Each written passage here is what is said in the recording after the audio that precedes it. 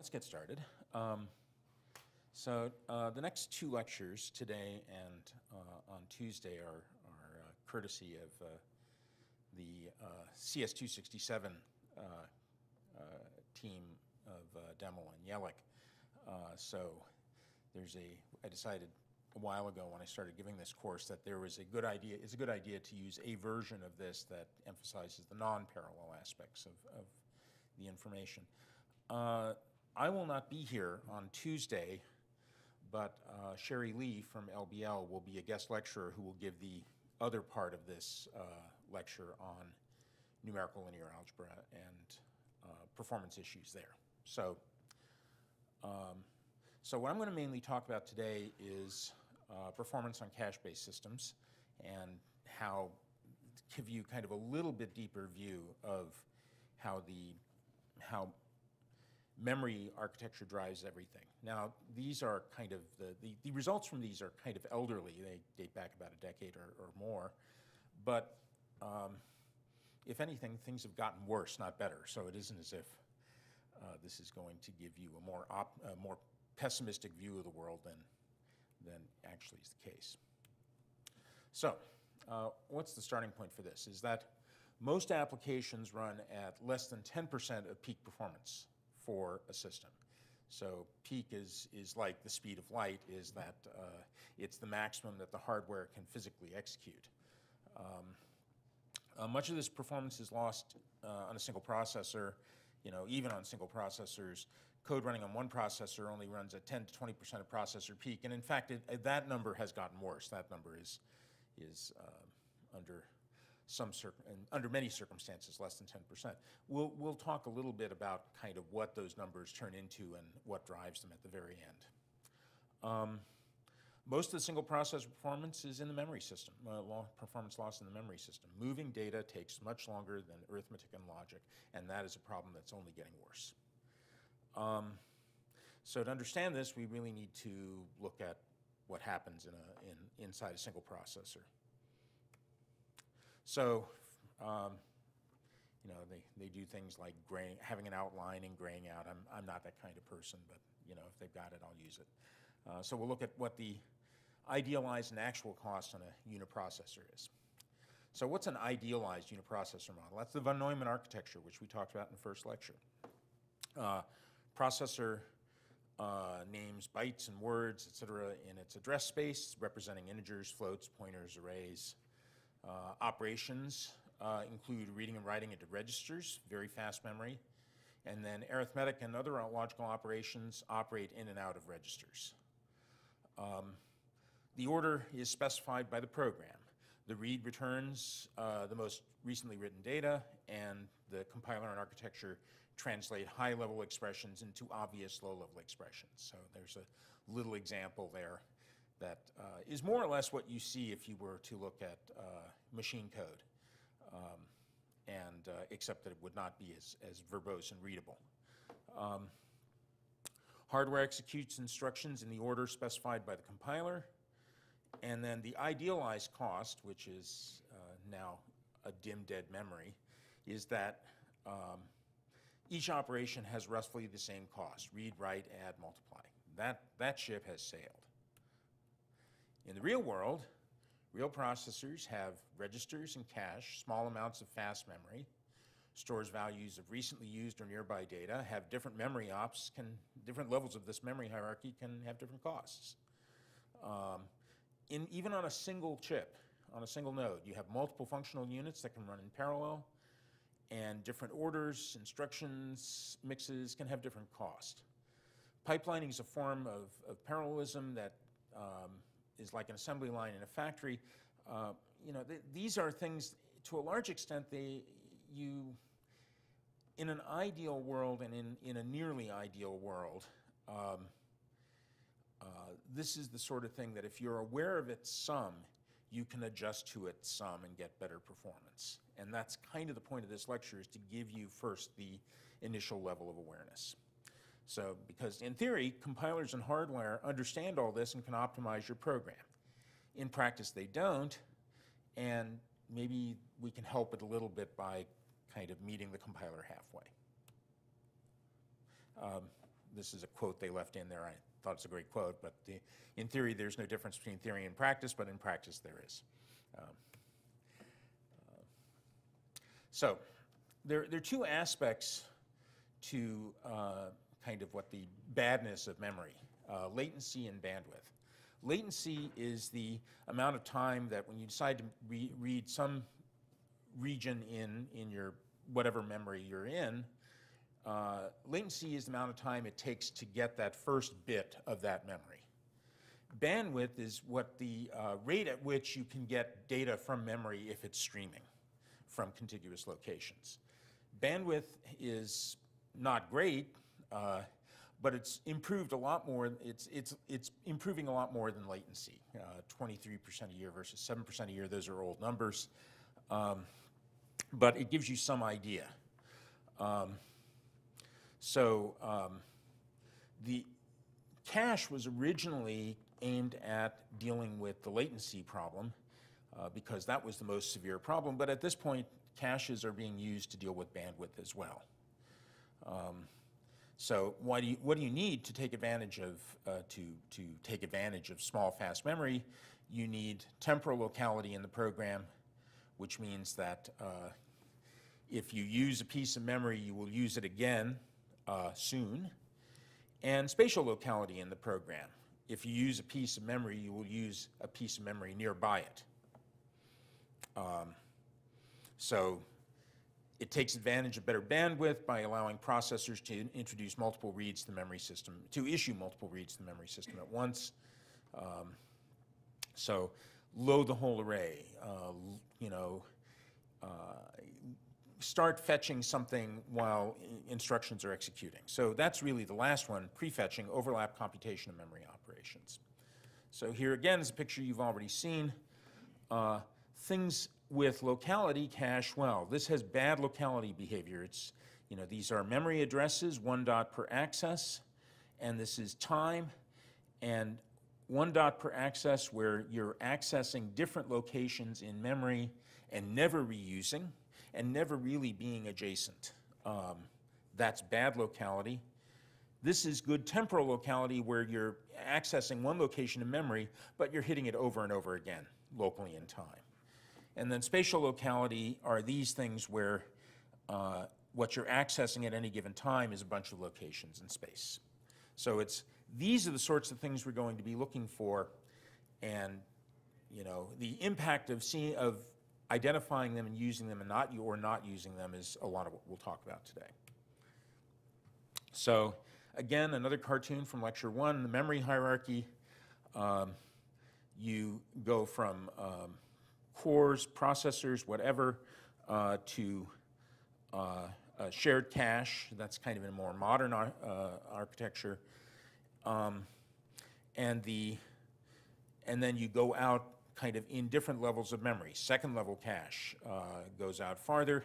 And what do you see here? Well, you see the following behavior is that the latency, which is what we are worried about here, is going up by an order of magnitude, going from registers and L1 cache down to second level cache down to main memory. The size, on the other hand, is also going up by orders of magnitude, which means you don't have very much memory in this very fast level. You have on the order of megabytes at the second level, and then this is where your main memory is on the order of many gigabytes. So again, take advantage of the principal locality, present as much memory as you can in the cheapest technology, and provide access at speed offered by the fastest technology. And cheap now actually has a different meaning than it might have had 10 or 15 years ago. Cheap is as much measured in units of how much electricity it takes, how much power, and how much heat is generated, as it is by the cost of production.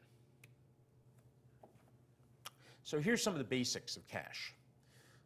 Cache is fast, expensive memory that keeps a copy of data that is from main memory, copied from main memory. It's hidden from the software. The big thing about cache, as opposed to other forms of memory hierarchies that preceded it, is that before cache-based systems came into existence in the 80s, If you had a memory hierarchy, if you were deviated from kind of a flat von Neumann architecture for the memory, the programmer explicitly had to manage it. There were things called overlays, which were ways of using a larger, slower memory. It was a two-level memory hierarchy on a CDC 7600. And Cache made the observation that it's possible to do this all in a way that the programmer, do not have to do anything additional to program it. However, it turns out you have to kind of know that it's there in order to get high performance. So here's a very simple example. You have a word of data at a memory address. These are the first 5 binary digits of that memory address. And the last 4 binary digits are given. That is going to be stored in a cache location. So you have a cache that's say 16 bytes. So let's say these are all byte addresses. 4 binary digits is numbers, things from 0 to 15. So that's 16 bytes. So if you have this is 16 memory addresses in a 16 byte cache. And the way you'll map your main memory to cache is just truncate everything above the first 4 bits. Now, if you have data that's resident in memory, in the cache, then reading that data is going to be cheap. A cache miss, that's called a cache hit. A cache miss is that you are reading from data that's not in your cache. That's expensive, and that needs to access the next slower level of cache. Cache line length is the number of bytes loaded together in one entry. If either 1100 or 1101 is loaded, then both are. And then another notion in cache that is associativity and has to do with flexibility of using cache. Direct map is just how do you map the truncated addresses into cache addresses. In a direct map cache, it's you truncate the address, and that's the addressing cache, and that's where you have to store it. N-way cache, you have multiple ways of mapping it. So for example, for n greater than equal to 2. Cache lines with different addresses can be stored. So for example, two-way cache stores something who has final addresses at 1100 can be stored either at 1100 or 1101. So there are different ways of mapping data into cache.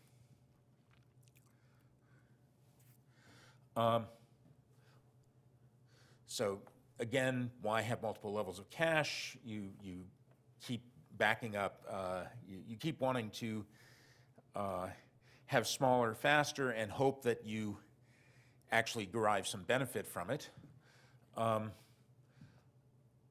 Large caches have delays.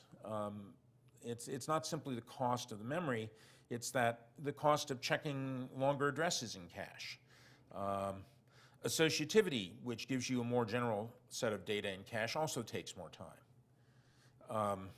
So people keep playing around with cache. You know, the Cray T3E, which was 20 years ago, eliminated a level of cache to speed up misses.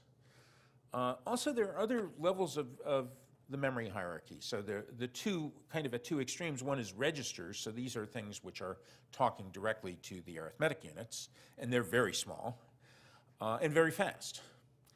And then at the other end is pages. Pages are the chunks into which your DRAM hardware is organized. So, they're of some size, say 8K, 4K, 8K, typical page sizes, and it is faster to look up something within a page than it is to look up something. It's another source of latency. If you know you're in a page, then it's easier to look it up. If you know you're seeking data in a page, you've already pre-computed some amount of information for finding data in that page. If you don't have, if you're not seeking data in a page you already have, you have to go and get the information that describes that page. So this is, so I'm tagging in here little things in green, you know, page parentheses memory Wikipedia entry that gives you the basics on this. Also, memory hierarchies aren't always a hierarchy. So it's, pages don't necessarily fit hierarchically into the rest of the memory system, or the rest of the memory model. So it's fine to talk about kind of theory and architecture, but in fact, machines are so complicated that increasingly you figure out what they do by doing experiments, by doing writing simple benchmarks and trying to map the behavior of the benchmark to a cartoon that comes motivated from the hardware that says, does this reflect, is this really what's going on? So this is an example of an experimental study of memory. It's a MemBench. It's a micro benchmark for memory performance. You have a chunk of data, and what you're going to do is read in data in stride from an array data of length L from 4 kilobytes to 8 megabytes.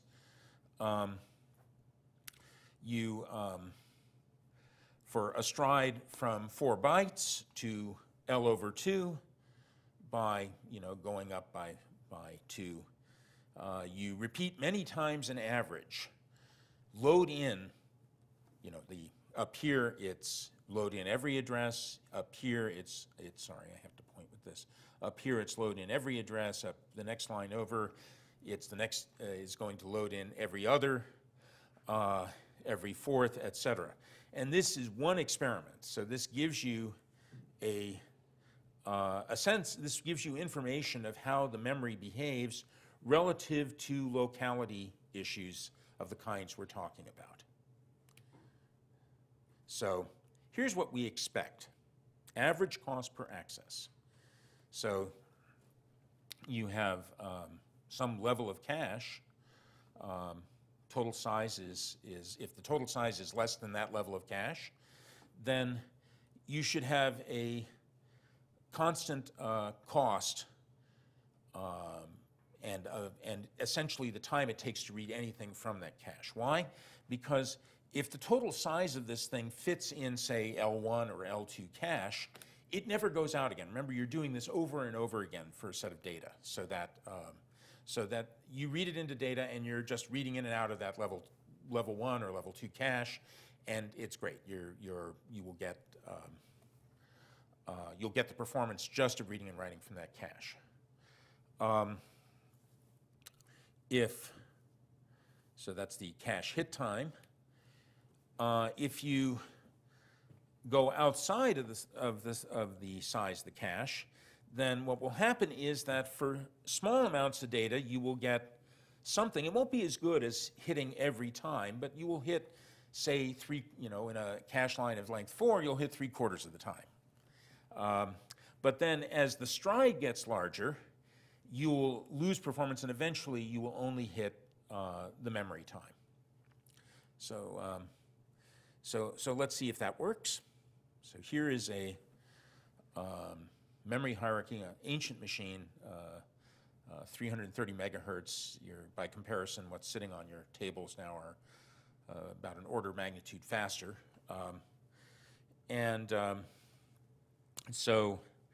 But it pretty much tells us everything that we want to see. So let me go back here. So down here, so let's kind of orient ourselves with respect to the plots. We're plotting here lines for each size array, and then one axis is the access time, so larger is worse, and the other axis is the stride length.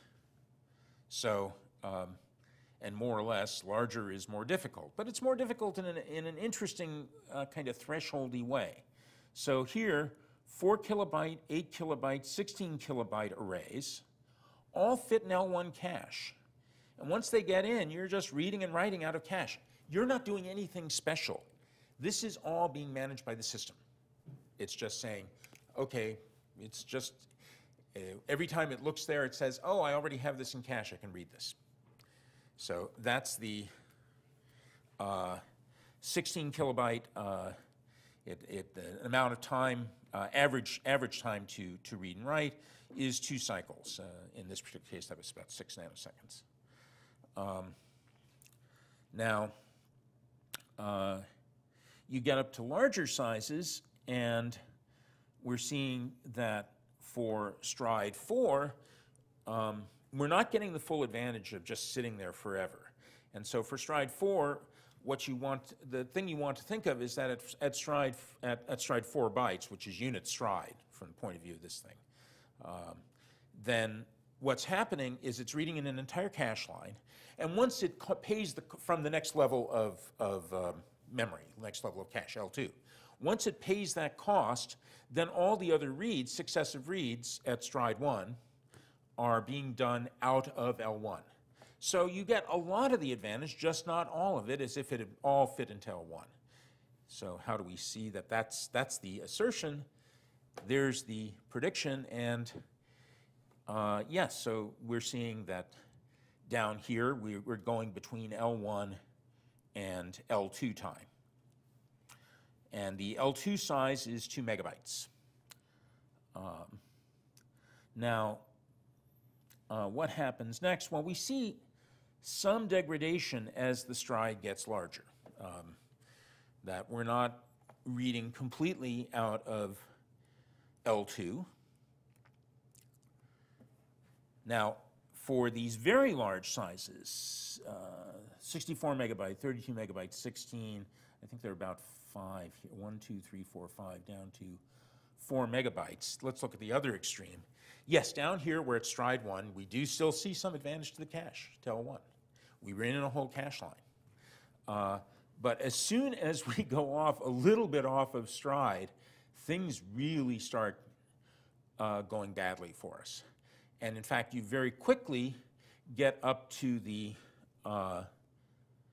time to access, the average time to access data of the time, 132 cycles, the time to access data from DRAM.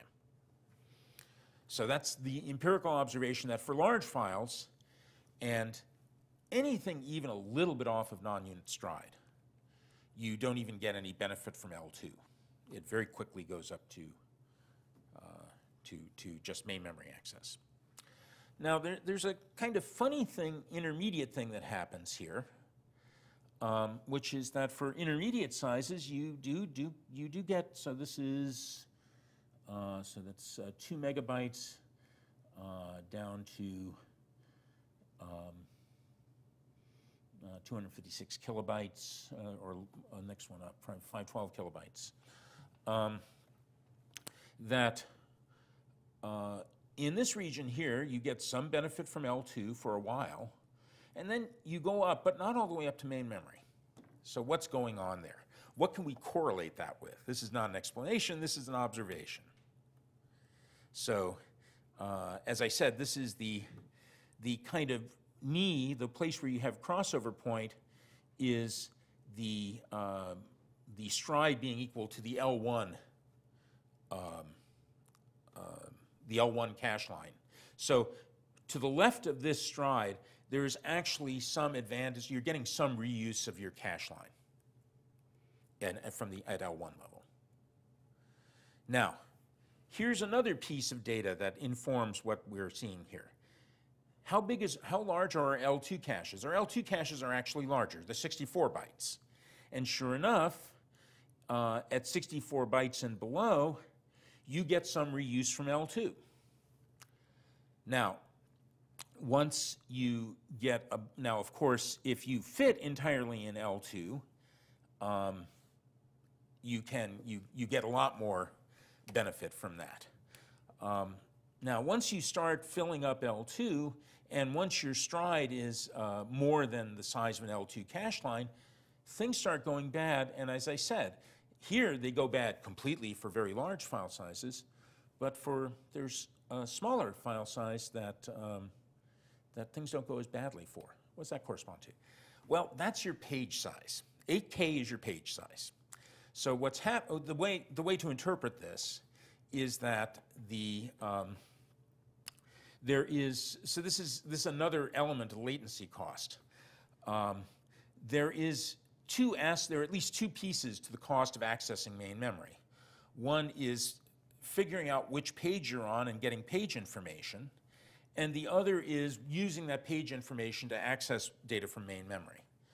And the difference between this behavior and this behavior, I would assert, is the difference between the cost of having the page information available to reuse and not having the page information available to reuse and having to read it in again. And there's an extensive, this is my amateur's reading of this. For a better study, you can look around for PhD theses from 20 years ago. And this qualitative behavior is pretty much reproduced on lots of different architectures. And there's a couple of other examples in the slide deck. They get a little more complicated, but that's okay. One other benchmark that's used here is it's a benchmark to test how well prefetching works. So it's derived from another benchmark. This is the stanza triad benchmark. So what you do is you read memory in in stanzas, is the term. So you do a stanza of unit stride accesses where you are reading contiguous chunks of memory of length L. And then you skip K elements, and then you do another length L. And in fact, you're not just reading from memory, you're actually performing a triad, which is, multiply by a scalar, X, add to Y, and store back into an array. So how does that look? So you want to do something to give it some work to do. So the point is that by doing this, this gives you some potential opportunity, or the system some potential opportunity to, while it's doing this arithmetic on, say, this chunk, to start fetching the data for the next chunk. That's what's called prefetching for the next operation. So this is the triad bandwidth. And in fact, you do see some advantage, but it's not perfect. If it were perfect, all of these colored lines would go right up against the benchmark, or the bandwidth limit. That is, you get things just as fast as you can read them from memory and use them. You do that for large enough stanzas, out here for 1K stanzas and above, but at least for at least one architecture. And you're seeing improvements for all of the architectures. So the different colors are different architectures. But there is still some overheads associated with it. There's still some amount of overhead to having a stanza and a gap. And by the way, this plot is different from the other plot. This is gigabytes per second. That's the bandwidth that you're seeing. So bigger is better. So down here, we're not so good. The stanzas are short. There's not much place to hide kind of the latency costs by prefetching. But as the stanzas get larger, you can hide latency costs for prefetching. You have more time to hide the latency costs for prefetching. So what do we learn from this? What are the takeaways? The actual performance of really simple programs. The most we've done is multiply by a scalar and add for a 1D array. And it's these things that are complicated, or even just memory accesses that are non-uniform. Can be a complicated function of the architecture. Slight changes in the architecture or program change can change performance significantly. To write fast programs, we have to know something about the architecture. and we would like to have simple models to help us design efficient algorithms. So I'll show you some examples in a moment. So I'll tell you my own, this is Phil's story, not Kathy and Jim's story. My view of performance engineering was that the height of performance engineering was during the heyday of the first Cray machines in the late 70s, early 80s. Why is that? It wasn't because they were vector machines or anything else. It's because they had an interesting way of doing performance engineering. You had three things. You had a cartoon for performance that is a simplified model in your head, like these various models here about how caches work. And you had two other things in addition to that cartoon. The cartoon was pretty faithful, though. It was one that was relatively predictive, so you could program to it. It had a programming system that allowed you to program to it. In this case, it was how to create vector loops. And the final thing it had was a feedback mechanism. It had a very good set of performance measurement tools that allowed you to measure, okay, if I have performance failures, what is my actual performance relative to what's predicted? And in fact, the programming system would tell you, here's what your actual performance is, here is what would be predicted from the theoretical model. So maybe you might want to think about it that they're two different. So that's what you really want from a programming system, is a cartoon, a relatively straightforward way of implementing that cartoon, and a feedback mechanism to say how well you did by being able to measure. One of the things in kind of modern HPC systems that I'm try to help along is to try to convince my colleagues in performance engineering that this is what they should strive for from the point of view of their users. Now, that said, I will make one other comment, which is that, and I think that Sherry will have time for it next week, is that it may well be the case that the systems are so awful that you cannot get everything using that simple loop. That there's going to be awful in the sense of not easily modeled. You may only be able to get it in the sense of parameterizing a model. So for example, look at this stanza result. The thing that corresponds to the model is that because of prefetching, I should have a flat line. And it's not that I don't have a flat line even asymptotically, it's that I don't even know where the break-even point is. It depends on what the architecture was. I don't know where I start seeing really major improvements. And so one of the things that you can do is if you have a parameter like how big your stanzas are, analogous to how big your stanzas are, and you can write a program that's parameterized by that, it's possible for you to be able, it's possible to have a system that will tune for that parameter. That's called auto-tuning.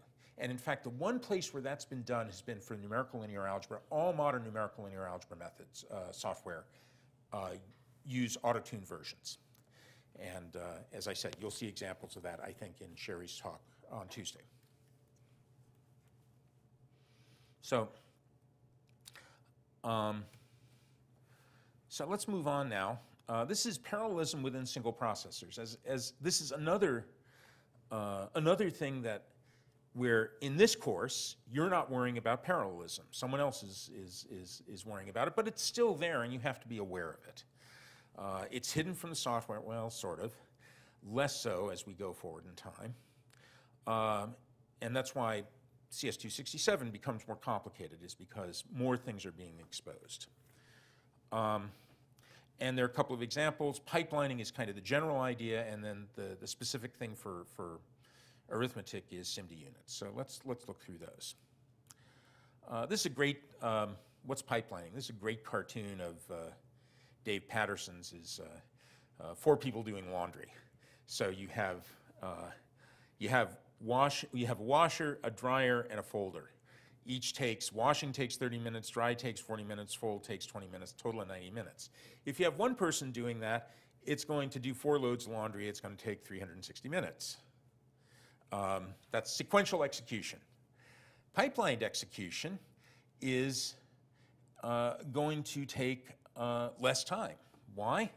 Because you have 3 stages in the pipeline. So instead of having, so you're going to deploy your 4 people. You'll have a washer, a dryer, and a folder. And so the washer puts in a first load. That takes 30 minutes. At that point, you can invoke the dryer, but the washer gets freed up, and the washer can put in the second load. Next stage of the pipeline, the dryer is the next stage in time. The dryer is finished. Now the folder can start working. Now, starting with B, you have starting at this time here. You have, so you flick in vertical direction, you have a folder, a washer, and a dryer working simultaneously. Folder, washer, dryer, etc. Now, these things take different amount of time, so there's not quite as much of a win. It's 4 times 90 minutes, it's 6 hours, but a factor of 2, and that's substantial. So the pipelining helps bandwidth. This is an example of where the rate at which data is flowing through the system, or laundry is flowing through the system, has been sped up by a factor of 2. Latency corresponds to how long it takes to get that first load of laundry done. And that doesn't change. Pipelining doesn't help you with that, because that's going to be 90 minutes, because that you have to, the washer has to go, the dryer has to go, the folder has to go. So the bandwidth is going to be, and then there are other pieces to this puzzle. If you go through this slide, you can see them.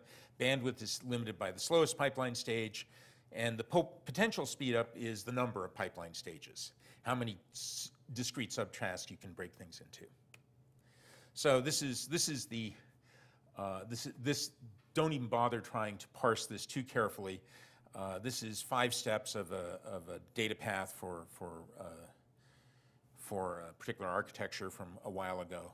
But it's just accessing data. Instruction fetch, you have 5 stages. Instruction fetch, decoding the instructions, executing the address calculation, accessing the memory, and then writing it back. If you're doing nothing else, just reading in and writing out, you can still break it up into 5 stages. And those 5 stages can be pipelined. You can also do this within arithmetic units. Floating point multiply may have a latency of 10 cycles, but a throughput of 1 cycle. So let's see how that kind of manifests itself.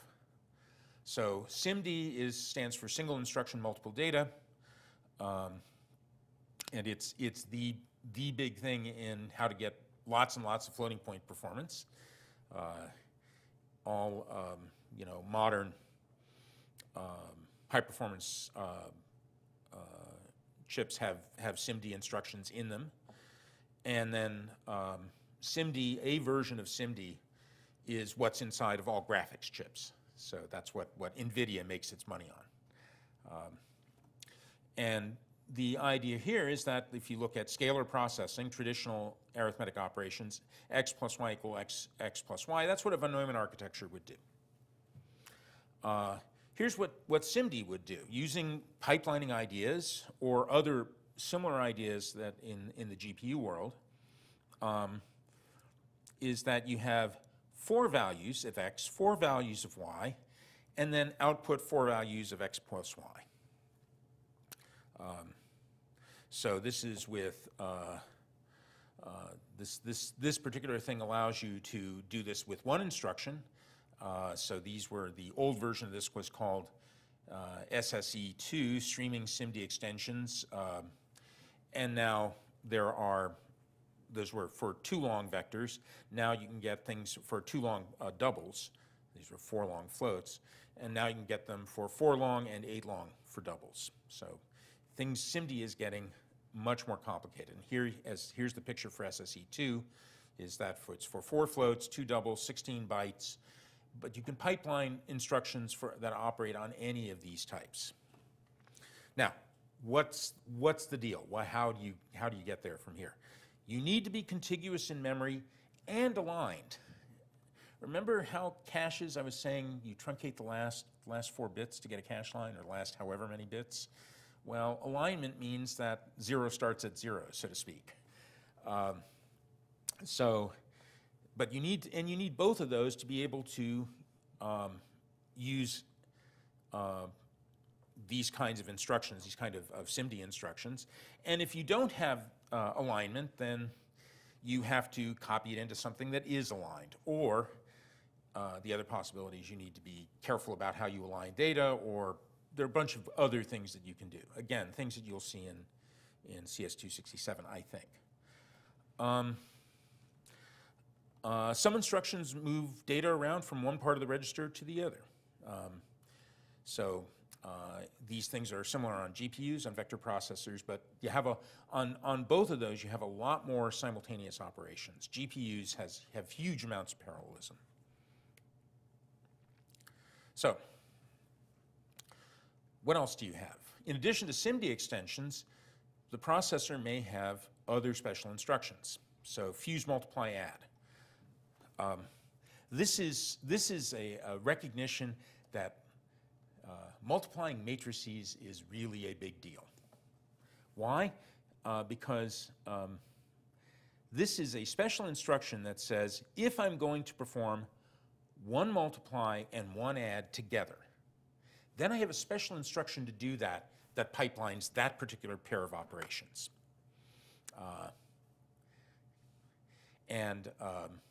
Well, that's great if you're doing, matrix multiply. It gives you essentially a factor of 2 speed up for nothing. However, if you're doing, for example, FFTs, where the instruction mix is 4 adds and 1 multiply, well, you're not going to get the full factor of 2. It's just too bad.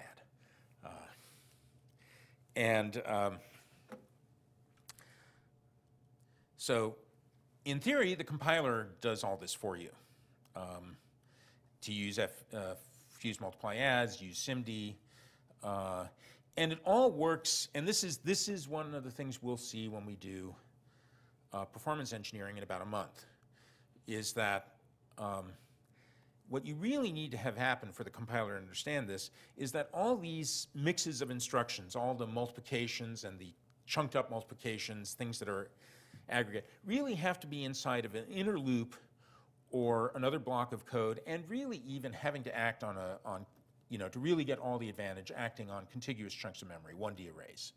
So that's one of the reasons that in the first assignment, you have to be aware of how your data is laid out. I mean, not now, we're not worrying about performance now, but if we ever use our RectMD array class to do real calculations where we care about performance, then we're going to A, care about how the data is laid out, and B, we're going to actually care about how aggregate arithmetic operations are performed, and find a way of communicating that they are aggregate, that you're doing a bunch of things at once and you're doing it on data that's contiguous. And we'll talk about that when we get to performance. So, but as I said, in practice, the compiler needs your help. You have to, set flags, rearrange your code to make things more obvious. Now, that's a phrase that's doing a very heavy lift. That's much of, a large amount of performance engineering. And use special functions. So there are special intrinsic functions for executing SIMD instructions. For SSE2, for AVX2, which is the 4-wide SIMD, and then I've forgotten what, I guess it's AVX4 for 8-wide SIMD, which is coming soon, if not already here. Or you have to write an assembly. No, let's not talk about that. Or you have to talk some of what I'm trying to do, which is talk some of my computer science colleagues into the idea that, well, high-performance computing is a really interesting problem. Why don't you help us with some compiler technology on this?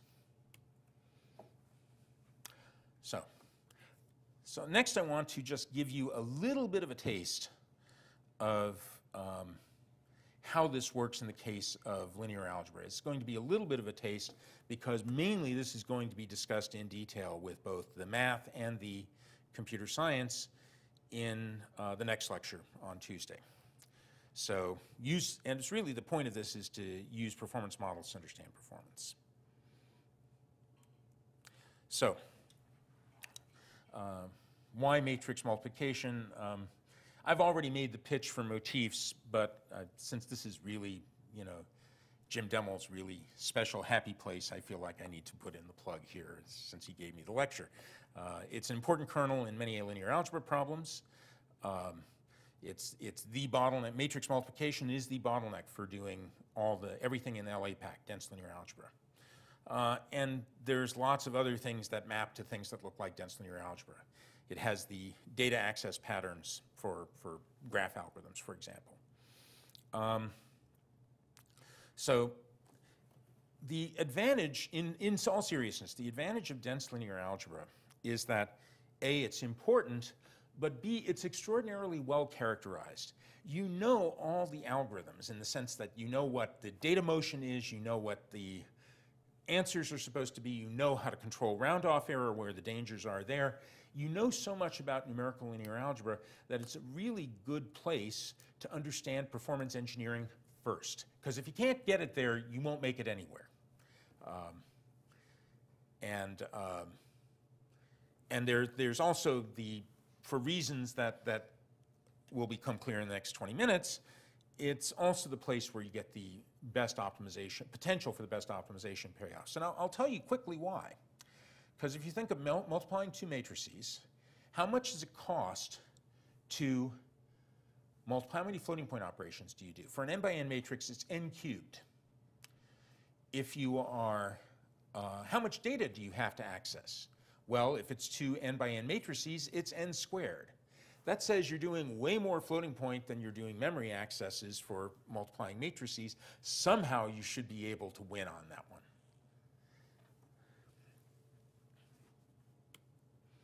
So again, another plug for dense matrices.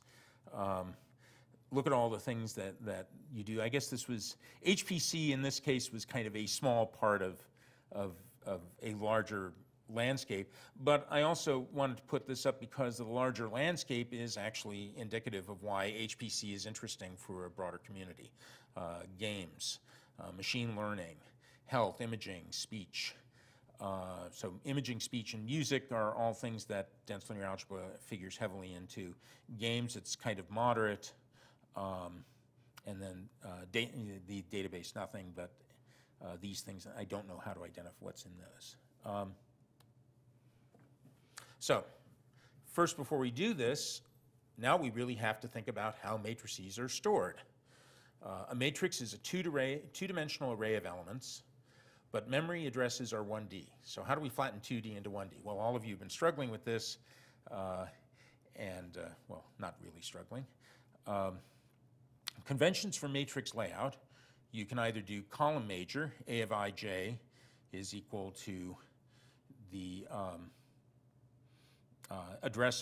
initial address of A plus I plus j times n, where n is the size of the matrix, or row major, it's A plus I times n times j. So which column major and row major is which indices are varying the most quickly, and how they variously look in memory. So for the purposes of these slides, we'll use column major for now. We've been using row major because for gridded methods, it doesn't matter, and if in a very special case, if you want to ever use Fortran and mix the C++ things we're doing in this class with Fortran callbacks, you really need to use the Fortran version of how you store matrices or how you store multidimensional arrays. So that's the historic reason why we're doing that. So how do you model matrix operation? Well, let's take the simplest possible case, multiplying a matrix times a vector. What's the compute time, the time it takes to actually compute an n by n, the matrix multiplied times a vector? So the time in general is going to be the time given the number of floating point operations times the time it takes to perform a floating point operation, plus the number of memory accesses times the time it takes to perform a memory access. So let's write this out in kind of a uniform set of units. It's the number of floating point operations times the time to perform a floating point operation times the quantity 1 plus the ratio of the time to do a memory access divided by the time to do a floating point operation times this 1 over q. Q is the number of flops per memory access. So for matrix vector multiply, let's just ignore the time it takes to access the vector. So this is all the matrix. So for matrix vector multiply, what are you doing? You do for every memory access, you do 1 add and 1 multiply. So it's 2 flops. So that's a 1/2 here. So here's from close to 15 years ago, typical architectures, and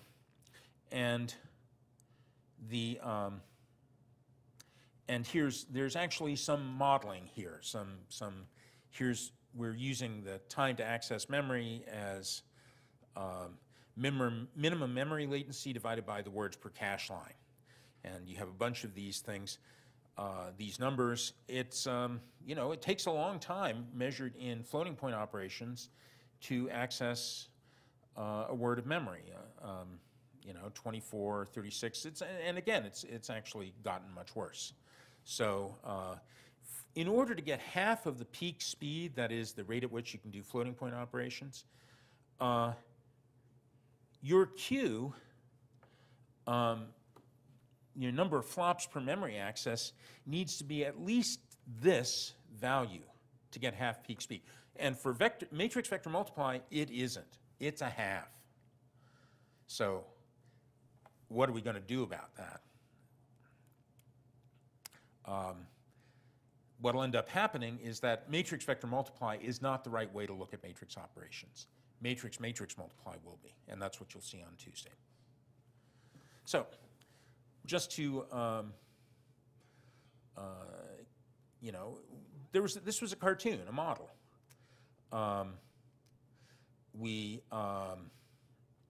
What simplifying assumptions did we make? Well, we ignored any kind of concurrency between memory access and arithmetic. We assumed that the fast memory was large enough to hold 3 vectors. Pretty much okay for any level of cache, not so much for registers. Registers are 32 words, so, but certainly for cache, you can hold 3 vectors.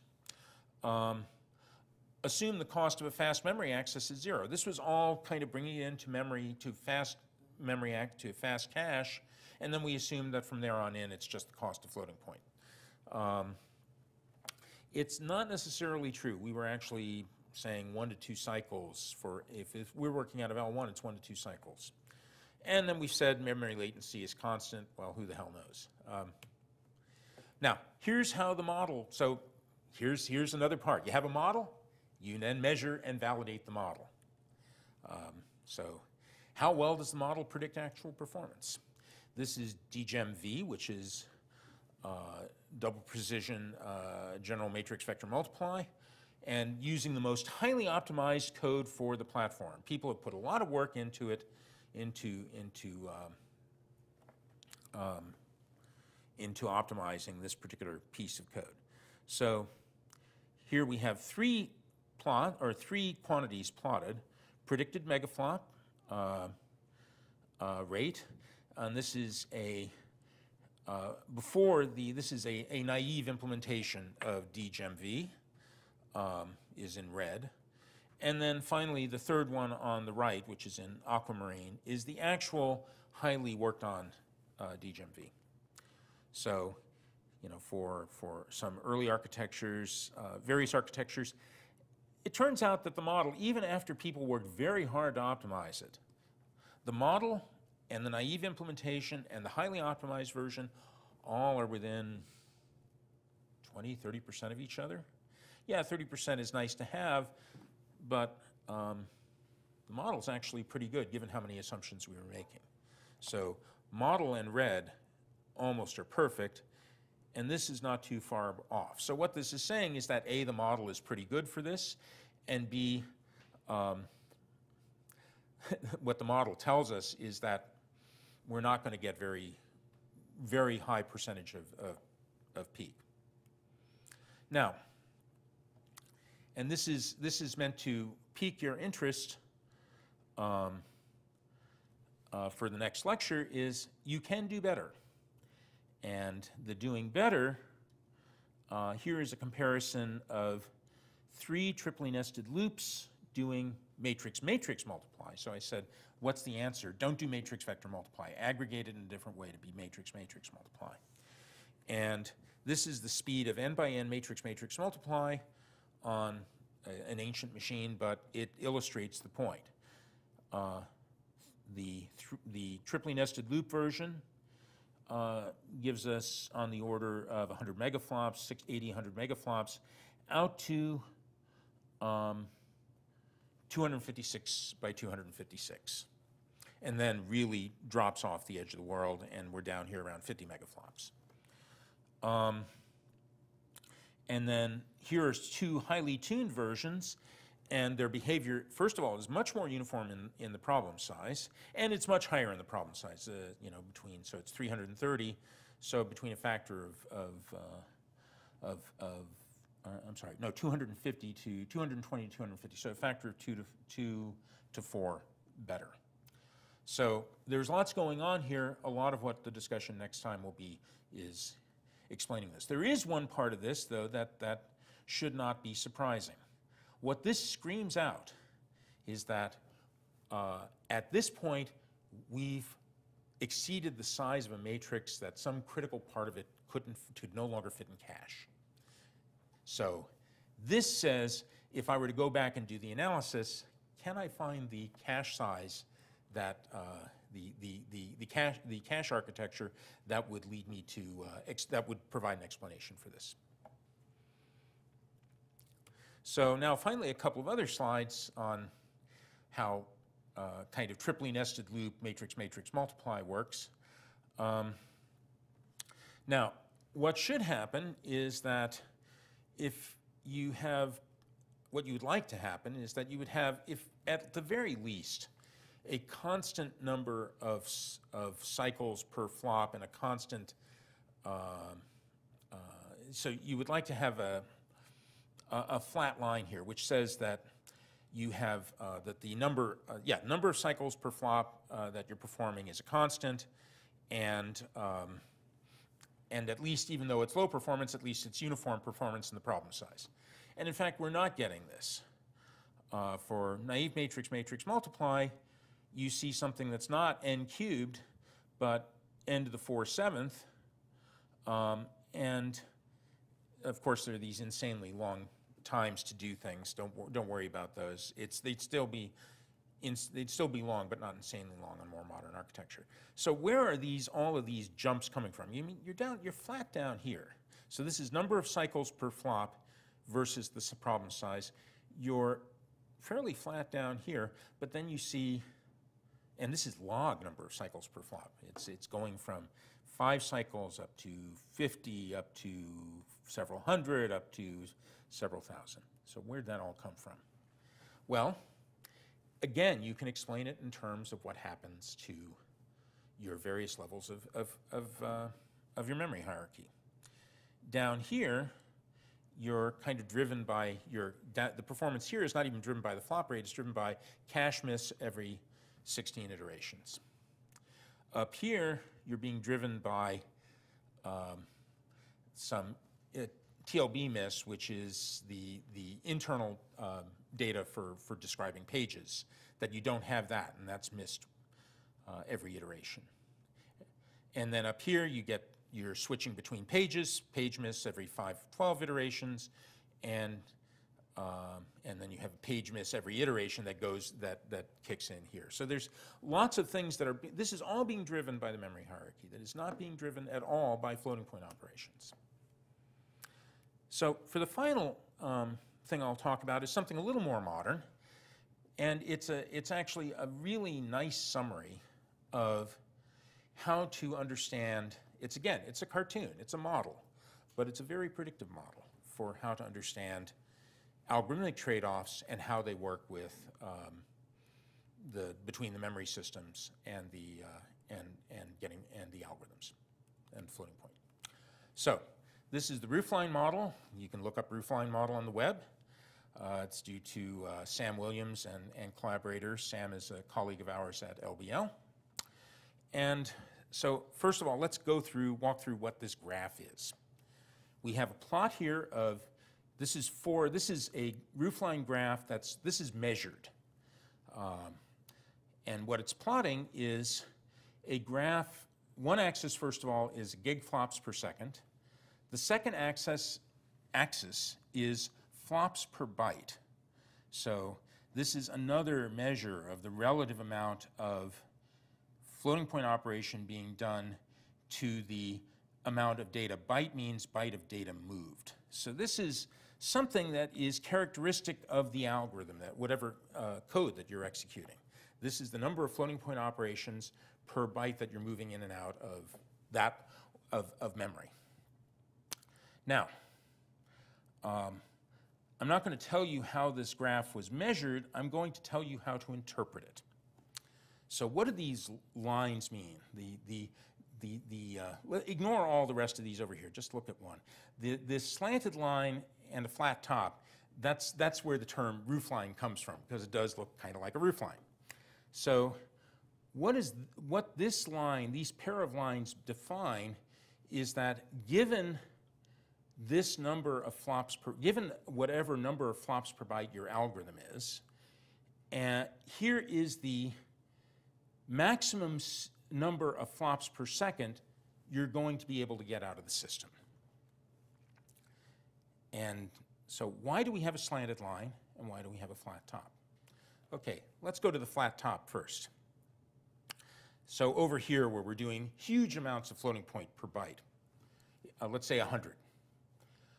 The flat top, that's the maximum amount you can get out of your processor. If you look at how many floating point operations you can compute every cycle, it corresponds to this. It's not quite that. The actual theoretical maximum, the speed of light, so to speak, is around 1.4 teraflops. And this is only 845 gigaflops per second. So it's off by 50%, but this is measured as opposed to theoretical maximum. So there's some irreducible minimum amount of loss. These are very simple loops that get executed that define these lines. Now, what's this line here? Well, again, I'll tell you what it means, is that if you're down here below 8 flops per byte, this red line is what determines the maximum flop rate you're going to get. And what it corresponds to is the limitation imposed by how fast you can get data in from memory to the arithmetic units. So this is at 1 flop per byte, you can read in and write out data only so fast that you can do 100 gigaflops per second. It's almost as if the floating point unit didn't matter as long as it's fast enough, because all you're being driven by is the rate at which you can stream in data, do whatever, and stream it out again. And then you have this for different levels of the memory hierarchy. So this is for DRAM, your main memory. And the DRAM rate that you have on this particular architecture, which is the Haswell chip, and this is actually for the flop rates, and the DRAM are actually for 32 cores. So this is a pretty hefty amount of computing on one chip. The DRAM's 107 gigabytes per second, which is pretty fast, but it's not fast enough to feed a nearly teraflop per second a set of processors. Now, you can actually ask the question, okay, if I fit onto these other levels of cache, how well can I do? Well, if I fit into L3 is much faster. It's almost a terabyte per second, and I can get the maximum flop rate. It's potentially get the maximum flop rate if I can do all of my work out of L3 at just 1 flop per byte. Similarly, you know, L2 a little faster, and then L1 I don't even think about trying to work out of L1. It's just there, and I'm glad it's there. So why is this important? Well, if you look at classical, so first of all, for numerical linear algebra, what did I say? I said that the number of flops per byte is proportional to the size of the matrix. That means if I make the matrix large enough, I can always be over here, at least in theory. However, for algorithms that we're studying, the other algorithms we're studying here, you're much more in order 1 or order log n at best flops per byte. So that means it's much smaller. And in fact, for classical methods for numerical PDEs from the last 50 years or more, they've been living down here at 1 flop per byte. So you look at standard particle and cell methods or standard finite difference methods. 1 flop per byte. What does that mean? That means approximately 100 gigaflops per second. There you have it. There's your 10% of peak right there. So what this summarizes in one way is that down here, there are choices to be made. And historically, the choices have always been, shall I choose the algorithm that takes the least floating point operations? And that's because floating point was expensive, or at least it was about the same as memory access. Now, what this really drives home, this model, is that it's really all about memory access. So how can I trade using more flops for less memory access? That's the game now. That's the new game. That's a game about, in some sense, about how you choose to represent your problem on the computer. That's a science game as much, and a mathematics game as much as a software game. However, once you have done that, so let's say I've managed to find algorithms for which it actually would make sense that if I could get this performance, I would actually get a shorter time to solution, the same level of accuracy for more flops, less bytes. But I'm still not done. Why? Well, there are other limits too. I said up here, here's our peak. Well, here's your peak if you can't do fuse multiply adds. Remember, I said that FFTs have 3 adds and 1 multiply. So you can't get very much above here. It's a factor, a little less than a factor of 2 smaller. So fine. I mean, that's like death and taxes. You're not going to avoid that one. However, here's another limiter. If I can't get SIMD, it's another factor of 4, because this is, I think we have 4-way SIMD on this system. So that means that to realize the full peak performance out of this, I'm going to have to organize myself so that I can make effective use of SIMD instructions. So the summary for this is moving on the horizontal axis is science and math. Moving on the vertical axis is software engineering. And you have to do both to get peak performance out of modern systems. And the reasons you have to do both really are the reasons we've discussed here. It's all about how the memory system is limiting performance. So here's a summary. Details in the machine are important for performance. You need to understand hardware limitations. You need to have models. There's parallelism hidden within processors. Pipelining SIMD, you, to various degrees, have to be aware of it being there, but there's hope that the programming system can help you with it. Locality is at least as important as computation. SIMD relies on stride 1 and alignment. You know, your data access patterns are all, the best you can get is stride 1 because of cache effects. You bring in cache lines. Reuse of data that's recently used, temporal locality, and spatial locality using data nearby that has been recently used, nearby to things that have been recently used. Machines have memory hierarchies. They're huge, and again, the roofline gives you a great summary of what the impact of that is. And you need to rearrange code data to improve locality. So these were the old conclusions. I had one more conclusions. You need to rethink algorithms to trade trade floating point for data motion in a way that gives you better aggregate scientific throughput. Okay, I'll stop and take any questions about anything.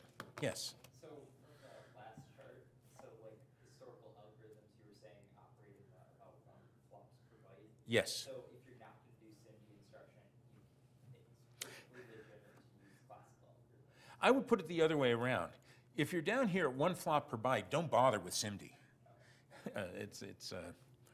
So the flops per byte is really the more fundamental thing from the point of view of choices of discretization, choices of scientific problem you're solving. It may be that your science problem is just 1 flop per byte, no fooling around. If so, then what this chart says, yeah, it's probably not worth it to worry about SIMD. But there's a huge lever arm going in this direction, and if it is possible that you don't, I mean, this big gap here is leaving money on the table. You don't want to do that. If you can, I mean, why am I explaining to you? This is what your thesis is about. Yes, other questions?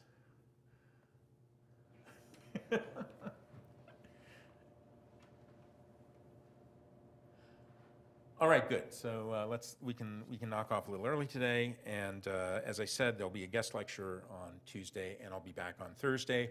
Office hours between 3 and 4:30 today, and there's always Piazza if you're having problems. And I've been trying to, Max and I have been trying to respond promptly.